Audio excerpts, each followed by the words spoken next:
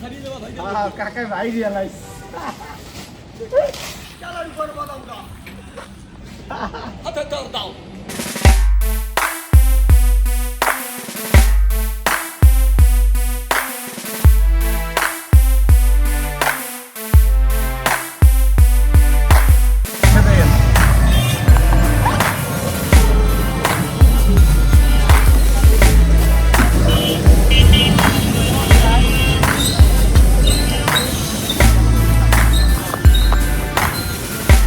কাজ শেষ না, মানে কাজের অর্ধেকে লাঞ্চ আওয়ারের আগে ভাইয়ের দোকানে আসি আর একটা মজো খাই।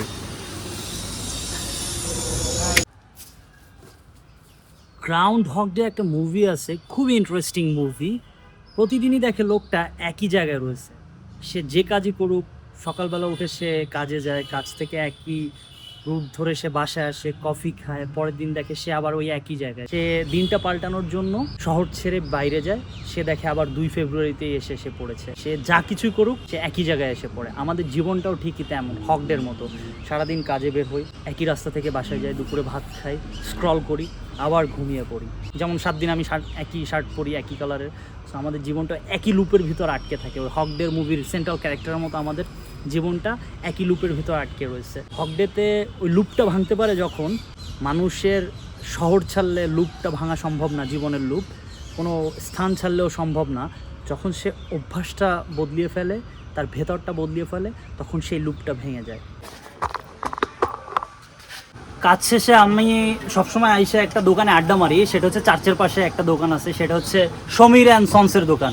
সন্স থাকে না, সমীর কাকা থাকে।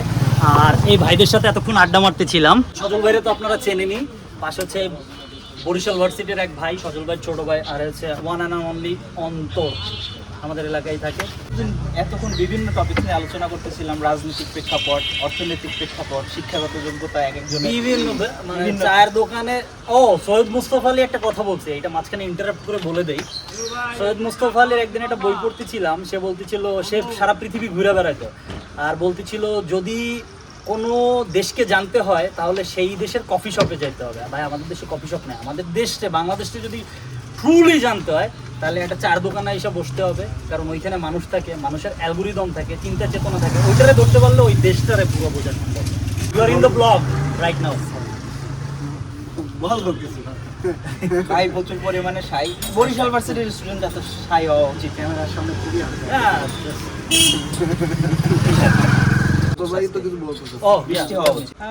আপাতত বলার মতো কিছুই নাই, নিজের কাজ করে যেতে হবে, একদিন সাকসেস হবে ইনশাআল্লাহ।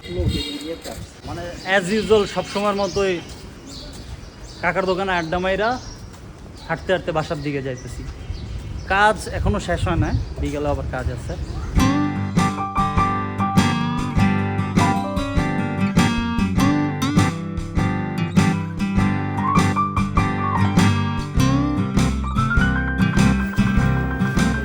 দেও আমারে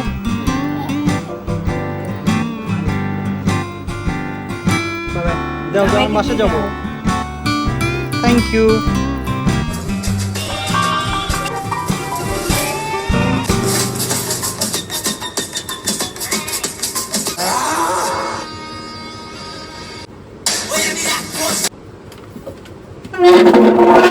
রাত 9টার মতো বাজে, রাক্ষস মুভিটা দেখে শেষ করলাম। Amazing movie. আমাদের দেশে হাজারটা সীমাবদ্ধতা থাকা সত্ত্বেও মেহেদী হাসান হৃদয় একটা মুভি বানাইছে, বরিশালের ছেলে।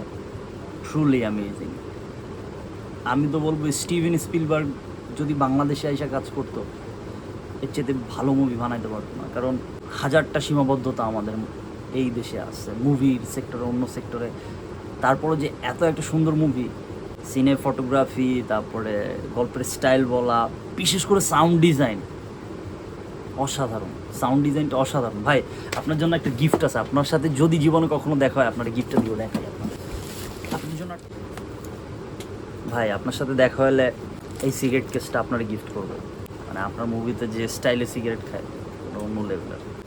ভাই আপনার বড় ফন্ড হয়ে গেছি আমি, ভাই চালাই যান, ভালো লাগছে। ও আর একটা কথা, রাক্ষস মুভিটা দেখতে হলে গেছিলাম, কিন্তু গিয়ে দেখি হলে এই মুভিটা শেষ হয়ে গেছে, দম মুভিটা চলতেছে, ওইটা দেখে তারপরে আসছি। এখন আমি হলে গিয়ে মুভি দেখি, দেখতে পারি না হলে, সো এই বাসায় বসে দেখলাম। So that's it for today, hasta la vista baby.